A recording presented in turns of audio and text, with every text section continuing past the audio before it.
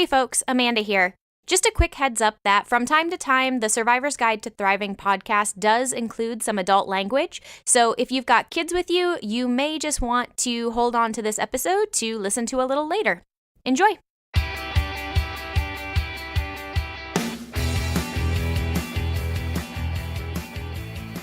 Welcome back to the Survivor's Guide to Thriving podcast, the show for people who are ready to break out of survival mode in order to build a truly thriving life. I'm Amanda Solman, and along with Mark Jewell and the rest of my team here at Mark Jewell Speaking and Training, we break down common roadblocks that keep people stuck surviving and share ideas to help you thrive each and every day. So, John, welcome back to the podcast. It's been a little bit, but it's always nice to have other members of the MJST team join me. So, I guess as we jump into this topic, you and I, we've talked about strengths quite a few times, actually, I think, either as the nature of the podcast or like the focus of the podcast, or because it just easily weaves in and out to other things we're talking about. And so before we get started into kind of the focus we want to go here today, for people who might be new to the show, I'm wondering if you can kind of give us a high level, what does strengths mean to you? I should say, what does it mean to you? Also, what does it mean to the MJST team? Because I think lots of people come to strengths from lots of different angles, or for some people, it's a brand new topic in general. So let's start with just some basic ground level definitions, and then we'll go from there. Yeah, it's a great way to start, Amanda. I think when we say strengths, most people think of their skills, talents, the things that they're really good at, that pertains a lot to what they do at their job. But at MJST, as probably most people know, we are quite a bit different on a lot of things that we do. So we also define strengths differently. And so how we define strengths, it's really our underlying qualities that energize us, that we're good at, or at least have the potential to be good at. You know, these are the things that really energize us, that like show up as passion. Like when we feel passionate, it's most of the time it's because we're working in our strength.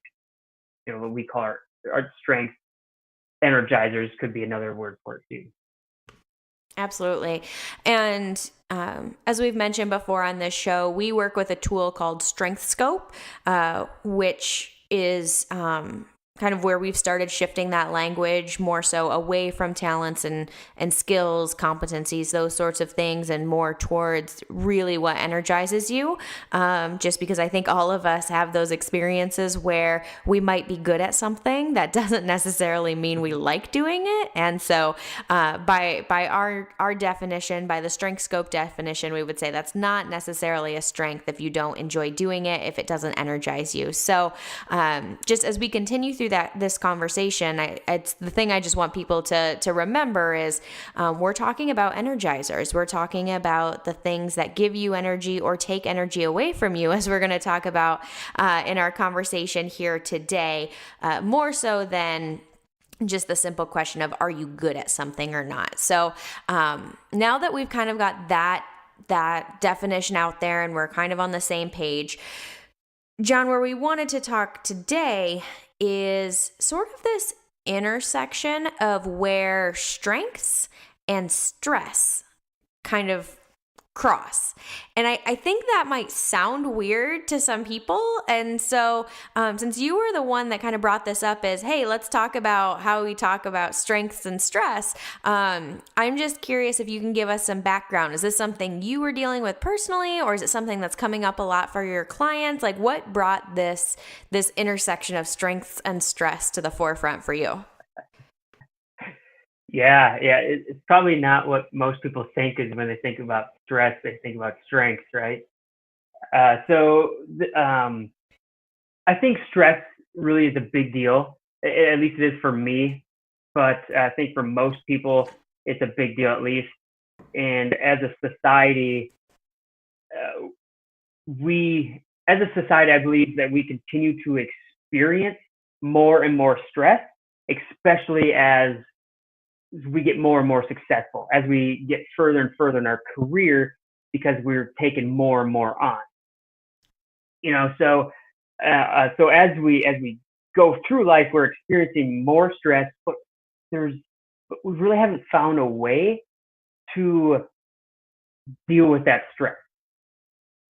Okay, and all stress really is it's this negative energy from something that we're experiencing that we don't necessarily like, right? So we get all this negative energy and from this stress, and what happens is, since we don't have a great way to deal with it right now, we have to figure out an out for it. We have to figure out a transfer of energy. Okay. And I mean, I think, Amanda, you can probably, I know you agree with this, but exercise and meditation, it can be a great stress reliever. But do all of our clients, or does everybody buy into the getting on the workout bandwagon or go meditate for 10 or 20 minutes? No, not everybody does. And, so what is another route we can take? And so really, this was really coming up for me a lot, especially this fall, when I was working with a big client set in the agriculture industry. And as we all probably know, the markets were not good, whether it was the grain or livestock. The dairy industry is not good, and the harvest took forever because the weather did not cooperate. So there's a lot of stress involving that, with a long harvest, and really trying to call on customers and sell them a product that could benefit them. But when their customers themselves are just trying to get by, they're just trying to stay afloat. So you got all this added pressure from our jobs, the customers and our bosses, and everything at home, all this stuff, and it just keeps adding up, and we got to figure out, how do we release it? How do we transfer this energy and maybe make it useful? So as I was working with some of our clients, and I was looking at my own stress too, because I was trying to figure out a way for this too, because you can only work out so much and only meditate so much, and eventually there's other ways you have to do something, right? So I looked into it and examined when I experienced a stressful situation, what I did to help myself through that. And then also I took a look at, hey, what are the tools we have at MJST? Because we got some pretty sweet tools. And I thought it was funny is because when I think of stress, it's like stress, like, we all think of it as negative. There can be good stress, but we always tend to think of it as negative energy, this negative feeling. And so when I think about it as that, and then you bring in this strength scope tool that literally like energizes us, it was like an aha moment. Like, well, why don't we use strength to overcome those things that are stressing us? And so that's where I started digging into this and really focusing on using strength scope to overcome some of our stressors. Awesome. So I want to go there. I do want to go into how we can use strengths, knowledge of our strengths, getting in touch with our strengths to work through that stress. But I also want to take a look at how sometimes when we let our strengths run amok, that actually can also create some stress. Because I think it's a there's two sides to that coin, right? Like, knowing your strengths can get you out of stress. If we're not careful, though, taking our strengths to an extreme can create stress. And so I'm just thinking of an example for myself personally. So if I think about my strength set, most people who know me are not probably surprised by this, but I'm a very tactical, execution oriented type person, right? And so when I take the strength scope assessment, and it's to some extent, it's pretty similar when I take a strengths finder, which is a different assessment. We don't use it, but it's one I've taken for other things. I get things like detail orientation, efficiency, focusing on results, common sense oriented, right? Like things that are pretty practical, tactical. And I know for myself, sometimes when I let those things go too far, that actually creates stress, right? I get too far in the weeds and I can't pull myself out, and it creates stress because nothing is ever perfect enough, or we're not getting where we want to be, right? Like I just kind of go down this rabbit hole of those strengths are really great when used well, but they also can be my downfall if I'm not careful. So before we move on to the strategies to address some stress, I do want you to talk to me, John, for just a minute about how do you see strengths and what we refer to as strengths in overdrive. How do you see that overdrive impacting some of the clients that you were working with and their stress levels, or maybe even personally for you? Yeah. This was super big with a few clients, especially. So for instance, I had this one client that detail orientation was a strength of his, and it was interesting because it was literally when his detail orientation went into overdrive, it was literally paralyzing him from going out to make cold calls, because he wouldn't make cold calls because he needed more details about this customer. He needed to know more about the product. And so what was going on is because he had this need for all these details, he would talk himself out of actually stopping on the farm or making that call. And then he's got the pressure from his bosses, saying, "Hey, why aren't you making more cold calls?" So it's a double-edged sword where he's getting lit up from trying to take up all these details, trying to know everything about the customer and their operation. But it was the same thing that was keeping him from actually succeeding at his job. So we worked through that, and we can get into that. But it's so interesting. So what's really helped me is becoming aware of those strengths. The first thing that we need to do is just become aware of what they are, because if we're not aware of what they are, we don't know if they're going to go, or if they are into overdrive, or if we're using them. And once we are aware of that, then we can see where they are serving us and where maybe they're not serving us. Yeah, definitely. I can empathize with that feeling paralyzed, because you want to know everything. And obviously that's not everybody's strength. So some people are probably like, what? That doesn't make any sense. But for those of us who have that strength in our wheelhouse, I totally get that.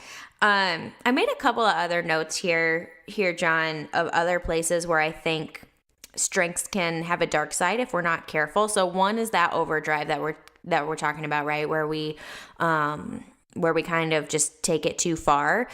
One of the other things that I see can create stress is, and maybe these two things go together, but I think sometimes we're so comfortable with our own strengths that we forget that not everyone has the same strengths we do, right? And so let's say I'm maybe I have creativity in my strengths, or I have strategic mindedness in my strengths, and I find myself stressed out and frustrated with people who are maybe common sense driven, right?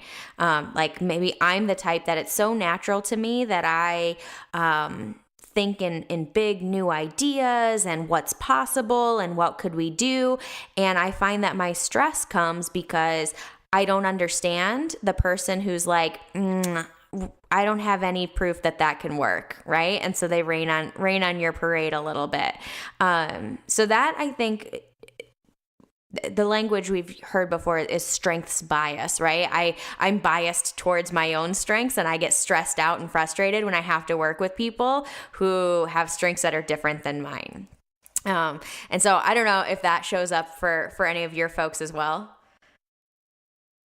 Oh yes, all the time, all the time. And where I see it the most is probably with the managers and their direct report, because the managers have this idea, they have these set of strengths, and they have this idea that you need to do it this exact same way because this is what lights me up and this is how I would.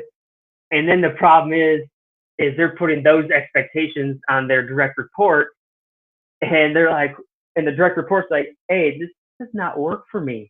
I can't do it this way. And they get drained trying to do it how their manager does or how somebody else does it, and it just doesn't work out. And then we come home and we're just exhausted because we've been really trying to be somebody that we aren't. And that's the awesome thing about strength is these are the things. This is who you are. Let's live into these because that's what's really going to get your maximum potential. And the things that get me to my maximum potential is not the same as what gets you to your maximum potential.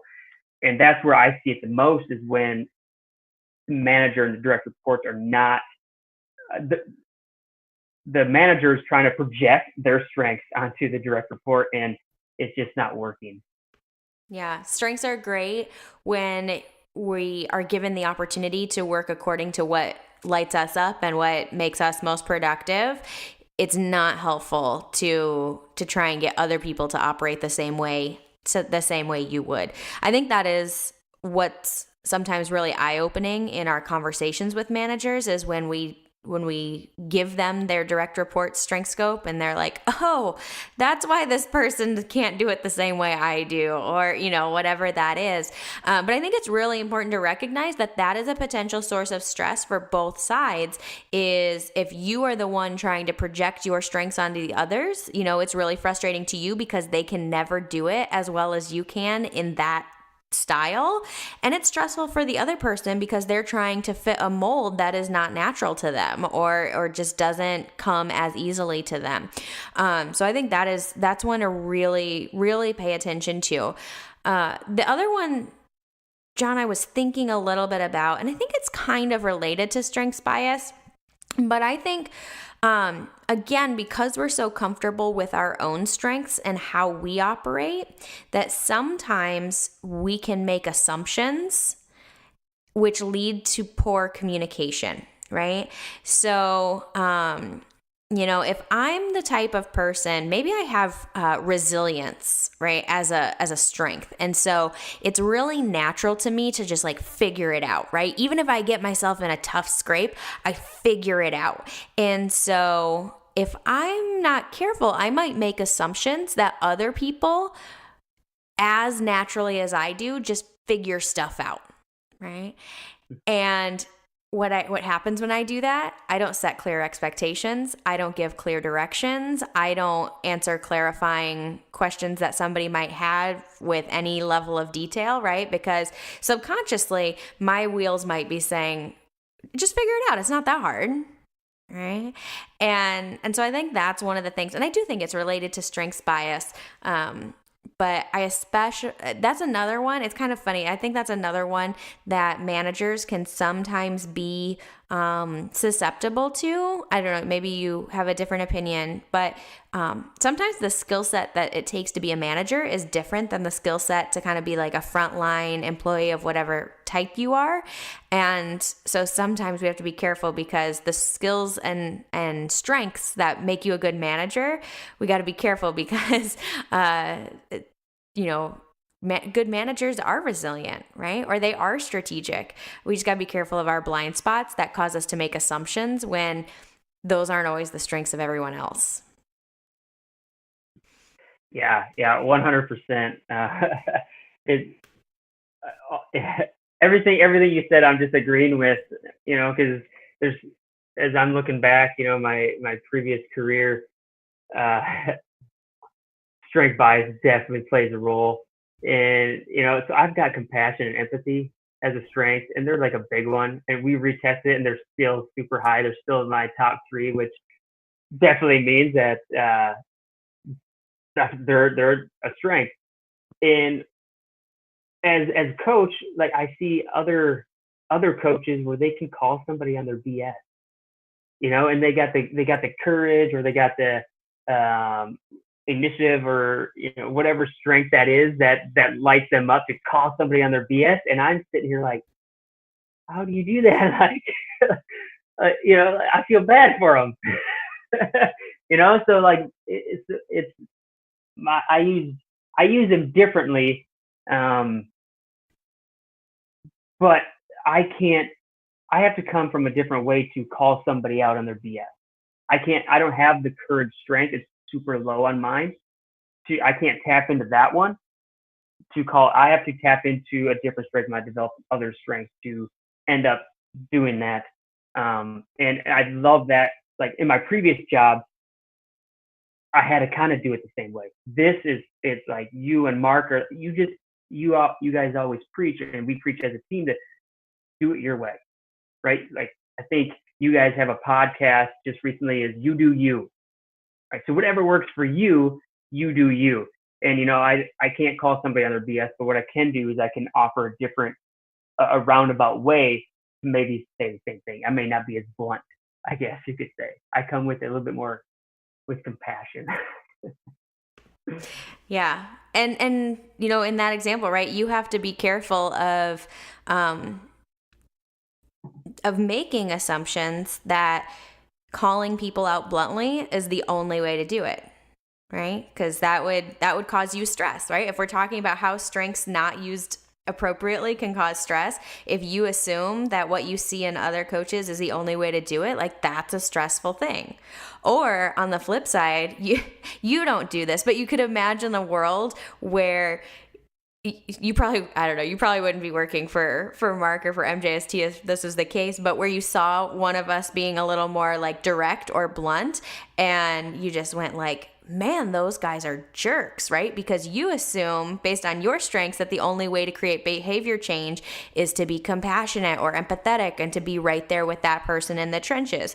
Again, that might make you stressed out because maybe you go, oh, maybe this isn't the right company for me because they take it a different approach, instead of being careful about those assumptions and going, hey, nope, we are a strengths-based organization and there's a different way for everybody to get the same results. So I think that's a really powerful awareness piece, is just to be careful about not jumping to conclusions, not jumping to assumptions,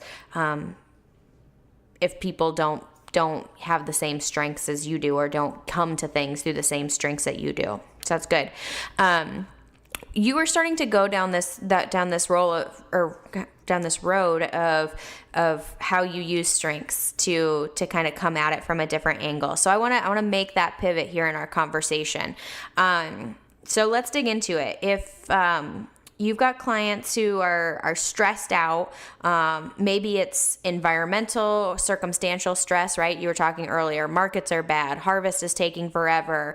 Farmers don't want to talk about buying things because they haven't even gotten their corn out of the field to know how much money they made this year, right? Like there's, some places have organizational change where they've got new leadership, or they're restructuring, or right, there are circumstantial and environmental stressors.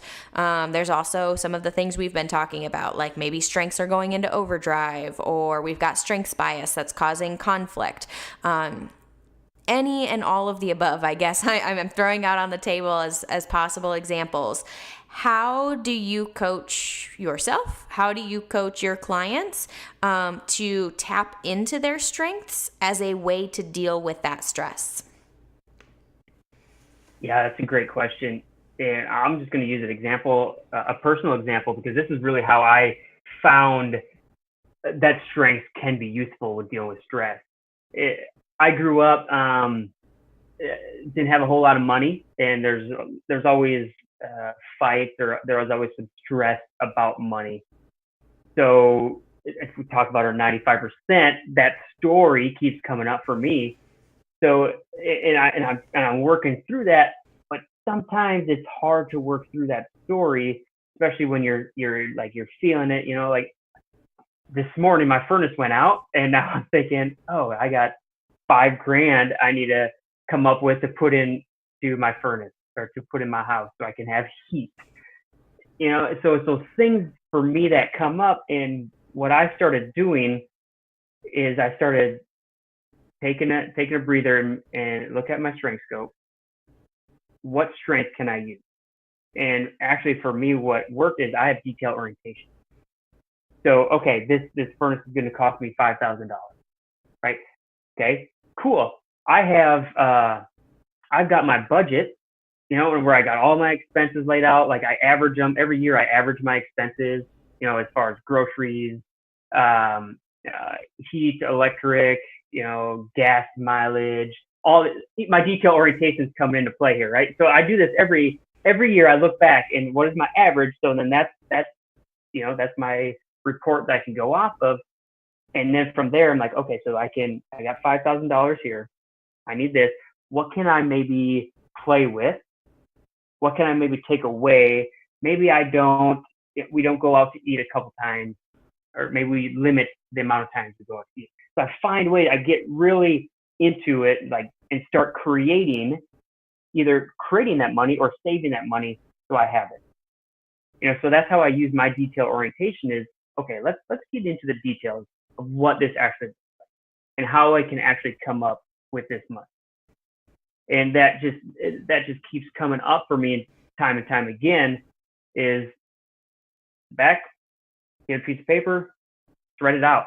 And for me, and I love doing that anyway, because I get to find areas that I get to improve on, and I love all the details. I get right down to the penny with a lot of that stuff, and it energizes me. So I'm excited about it because I get to see, hey, we get to save money, or hey, I missed something last time, and now I just realized we got $100 more coming in every week or whatever that is, so that's awesome. And from so what I do is when a stress comes up, what strengths can I use to help overcome that? Okay. Another example of a client, and I'll just actually go back to the one that I kind of gave an example of before, because he's got detail orientation too, and where he was actually, so detail orientation was paralyzing him from not making cold calls. So what we took a look at his strength scope, made him aware of what was going on and why he was feeling resistant to going out on the call, because the strength was going into overdrive. So we took a look at his other strengths, and it was awesome because he had relationship building, right? And what better strength to have if you're going to go out and make cold calls, and you need to figure out those details? Tap into your relationship building strength. Go on, make a friend. Talk to the farmer, and while you're doing that, you get to fill in all the details. So really, like by just kind of transferring a little bit of his energy towards another strength, he gets to feel fulfilled and feel more energy with that. And then plus he's actually tapping into the other one. So he's actually fulfilling both strengths, feeling super energized. And once he figured that out, he was just like, oh my, it was an aha moment. And then at the end of the day, he was just like, I cannot believe I didn't see this. Mm-hmm. It was awesome. So I want to call out a couple of things you said in there, because I think they're really important. So one of the things that you said, kind of for both examples, is that the first step was actually just to pause and take a step back, right? When it comes to our strengths, they are very instinctual for a lot of us, right? Like these are core parts of our personality. Like, yes, John, we can say that you have compassion and empathy as strengths, but I could also say, without ever knowing your strength scope report, I could just say, John, you're a compassionate, empathetic person, right? Like they're core to who you are. It's the same with me, right? Like I am a detail-oriented type person. Like it's just part of who I am. And so calling out that when we're in moments of stress, and this goes for whatever stress management you're using, hopefully a productive one and not an unproductive one, but whatever it is, like that first step has to be, whoa, time out, right? Take a step back, pause, right? Because we rarely make good decisions when we're in the stress, right? When we're in the panic, when we're in the frustration. And so taking a moment, and you won't be perfect at that, right? Like that takes practice to be able to catch yourself at a high emotional state and actually pull yourself out of it. I think that's one of the really powerful things about meditating, if that's something that you'd be open to practicing, because I think that's one of the really powerful tools of that is to become more aware of, oh, hey, I'm feeling something right now and I need to take a step back from that. But in both of the examples you shared, right, before we can actually come to a solution, we've got to take a time out from the actual emotion of stress to make some decisions. So I just kind of wanted to call that out. The other thing that you said, especially in the second example, is that sometimes how we react to situations, we tend to default to a certain strength, I think, right? So as you were sharing the example of cold calling, right? So as a way to deal with the uncertainty, and cold calling in sales is an uncertain affair, right? Like you don't know what you're going to run into. You don't know what the other person is going to say. Like there's a lot of uncertainty. And so that individual deals with uncertainty by defaulting to detail orientation. And I'm the same way. I think a lot of people with detail orientation as a strength are that we try to create certainty where there is none by trying to figure out more information. And we tell ourselves that if I just have enough information, I won't feel uncertain anymore. We can have a whole different podcast about why that's not true. But I think what's really important is that to recognize is we all have some of those defaults that are more likely to go into overdrive. And so when you said that person didn't even realize, oh, hey, I could come at this from a perspective of relationship building instead of detail orientation.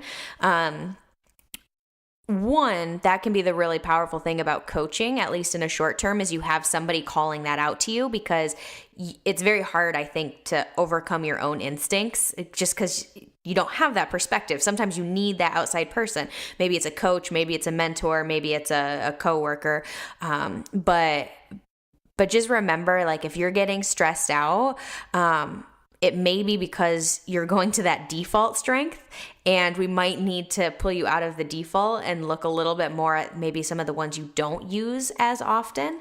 And reframing it's so powerful. I mean, you mentioned for yourself, right? And I have this one too. Self-improvement is a strength for both of us. It's a strength for almost every single person on the MJST team. I guess it makes sense if you're going to work in people development that you want to improve yourself as well. But it's a powerful reframing strength, right? Whenever I have to do something uncomfortable, I reframe it through the lens of how does this help me grow?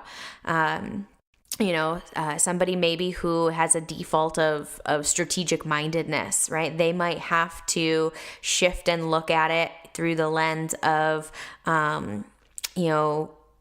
developing others or flexibility. Maybe they have these really big ideas and they've got to be a little flexible on which ones they do or don't do because you can't do them all or something like that, right? There's always an opportunity to reframe as a way to decrease stress, I think. So that's really, really powerful. One of the things, John, I want to get your thoughts on. I want to go back to some of what we were talking about earlier when we were talking about strengths bias and how that can lead us to create unrealistic expectations. How might you advise somebody, and obviously we've mentioned already, like we tend to see this in managers quite a bit. How would you advise them to be, one, more aware of that strengths bias, but also how do you adjust expectations? Yeah. the first thing, I mean, obviously, is let's get everybody to take a strength scope assessment, so everybody's aware of our strengths, and when be aware of communication and language of others. So if like I have my strengths, I know what my strengths are. I may not know what your strengths are or somebody else's strengths are, but what I can do is I can pay attention to their language of what they're saying, and I can kind of gather what some of their strengths are. So that way I know, or I can maybe alter some of my language so I'm not projecting my strength onto them. So it's instead of, hey, let's get all the details for this event that we're gonna put together. I wouldn't say that to Wade, right? I would say, hey, Wade, let's collaborate, and figure this thing out, right? So it's just becoming aware of my strength and his strength, and being intentional about our language, so I'm not trying to rub my strength off on him, and then also knowing where he's coming from. Like Wade comes from a collaboration mind. Like we all know this, and it we talk about it all the time. That's why it's easy to bring up. When he comes from a collaboration mindset, I don't come from that same mindset, so I can, instead of kind of judging him for being collaborative or for collaborating, I come from it from a different angle of like maybe one of my other strengths of developing others. Is this making sense? Yeah, I think it's why awareness is so key, and knowing where other people are coming from, because when I understand how you operate, it makes it easier for me to extend you grace and understanding, right? So we'll just keep using Wade, our coworker, as an example because it's such an easy one. Like Wade knows he's really high on collaboration. He knows like I am not. Like it is not one of mine, right? And so you can imagine a world where I'm not aware of his strengths, and I don't get that that's what the angle at which he's coming from, and I could get really frustrated. Right. And so like there could be potential that, if I didn't know all of this stuff about strengths, it could create stress every time Wade wants to call and talk through something, right? Where I'm just like, why can't you just shoot me a text to ask that question, right? But because I have awareness about his strengths as a collaborator, I understand now, right? So when he calls, I know, okay, Wade is looking for some collaboration, some partnership, some idea sharing. And even though like that's not my default, it's not something I'm comfortable with, but now or I shouldn't say I'm not comfortable with. It's just not as easy for me. It doesn't come as naturally.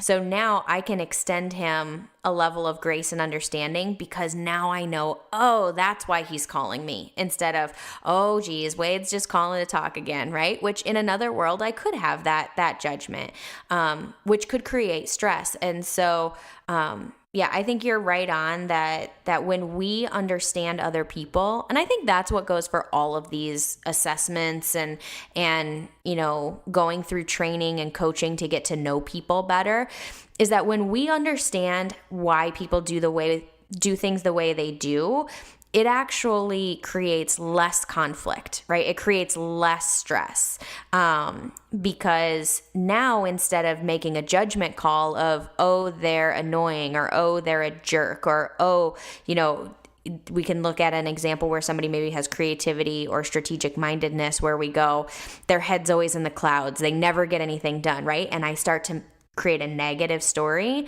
I think what you're saying is when I'm aware of that, I tell a different story, right? Because the story is not about a negative characteristic of them. It's about, oh, this is how they operate differently than me, which then I can now make better decisions, right? So whether that's I draw my boundaries differently because we have different strengths and we need to have some level of boundaries and understanding between it, or it's that extension of grace, or I communicate differently, to your point, right? I might use different words. But that awareness it makes all the difference, because without that awareness, I will fill in the blanks and the story is less nice. And I don't like that either. Yes, yeah, exactly. So when I first started, uh, maybe I shared this with you guys or not, but I got super stressed out when Mark first asked me to facilitate just one section of our content because there was no details. You know, and Mark is not a detail, or it's like I think his is negative, right, or whatever. But he's super flexible, and Mark knows the content really well, and he enjoys being flexible and kind of being able to work the room however he sees fit, or however the room whatever the room needs, he can adjust to that. Me just starting, I need to know step 1, 2, and 3 because I don't know this well enough, and I would stress out so bad, and I would literally be like, Mark, why can't you just give me the details? I just need to know these, and so like, yeah, I was projecting assumptions and stuff like, oh, he must not care if he's not answering my questions or whatever, but no, it's not. It wasn't that, he's not big on details, and that's just not how we operate. So what I ended up doing is I got the details eventually, but what I ended up doing is I tapped into my resilience strength, and I doubled down on myself, and I was like, I will get through this. And it may not be pretty, but I've got Mark in the room that he can kind of lend a hand if something happens, but I'm going to get through this. It's a challenge that I get to do. And that, when I reframed it that way, that lit me up, so then the details didn't matter, as much. They still matter, just not as much. So I turned that strength off, I guess, a little bit. Yeah. And I think the thing for people to remember, and that's a really a perfect example of, now imagine if you hadn't known this about strengths, and you hadn't kind of extended some understanding to Mark to say, okay, Mark's just not, the details are not natural to him, and he's got some other strengths that allow him to overcome not being a detail-oriented person that maybe not everybody has. And so extending some grace, saying, okay, he doesn't operate the same way I operate. Good, that's okay. We can work through that. And then tapping into your resilience. You could imagine a world where you couldn't tap into your resilience because you were telling a negative story about how Mark doesn't have his crap together, or he doesn't know, he hasn't prepared to have somebody else in the room, or whatever it is, right?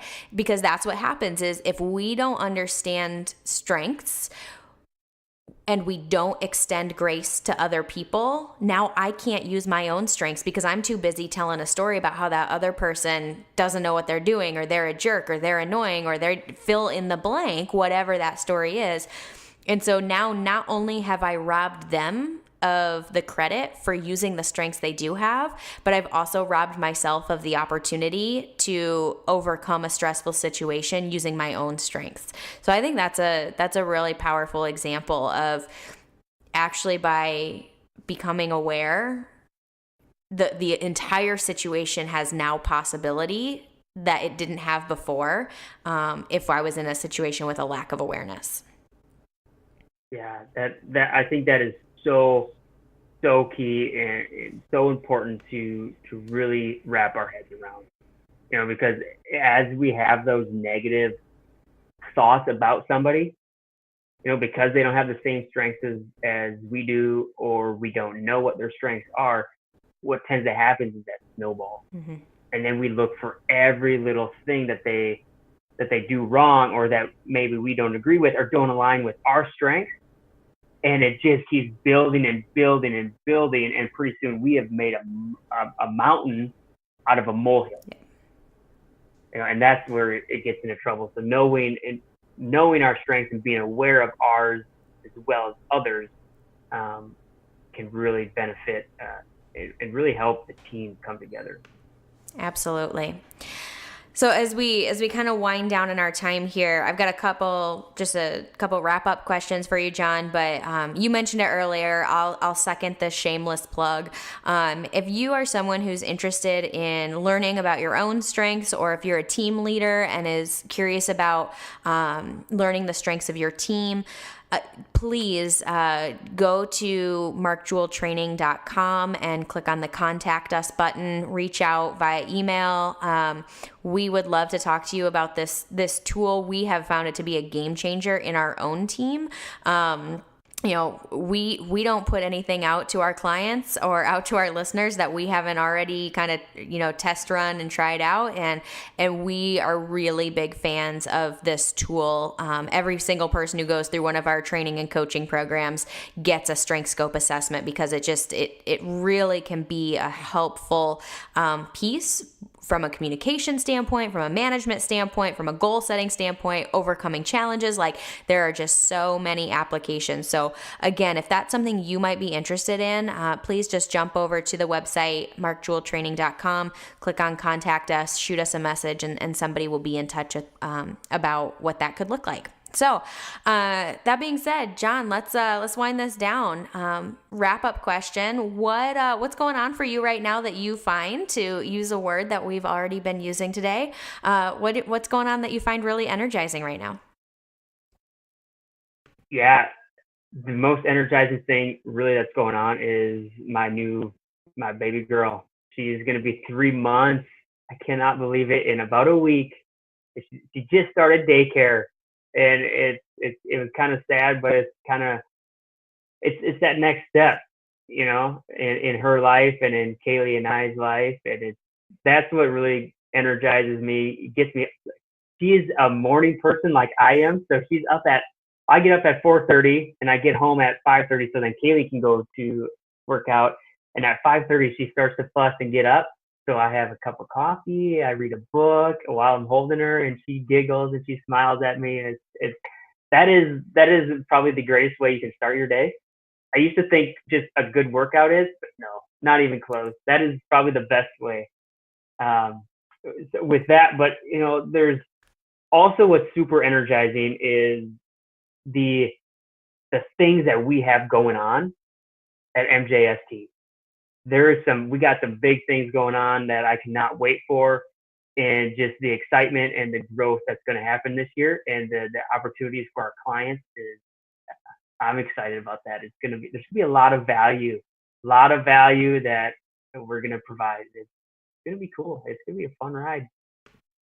Awesome. Good deal. Yeah. Your little girl's a cutie. For anybody who wants to see her, check out John's Instagram. And she's pretty cute. Awesome. Any final thoughts before we wrap this up? Yeah, just one last thought is, whenever you're dealing with stress, really rely on your strengths. Take a step back, breathe, because we make most of our decisions based on emotions. So take a step back, breathe, and dig into your strengths. So where could you use a strength, or maybe where is the strength going to overdrive that's creating the stress? And the more I dig into this, the more I find out that typically when I'm stressed out, it's because I've gotten away from my strengths, or they're in overdrive. And it's such a powerful tool. Thanks for coming on the show, John. Look forward to having you on again, probably in the future pretty soon. Yeah, I hope so. Thank you for having me. Thanks for tuning in to this week's episode. If you like what you heard, make sure to jump over to Apple Podcasts and leave us a rating and review. We appreciate the feedback, and it helps other people find the show. On that same note, if you enjoyed this episode, make sure to share it with a friend. As always, if you're looking for more resources to go from surviving to thriving, check out our website at www.markjeweltraining.com. That's Jewel with 2 L's. And you can find us under Mark Jewel Speaking and Training on all the major social networks. Remember, survival is dead. It's your time to thrive today. See you next week.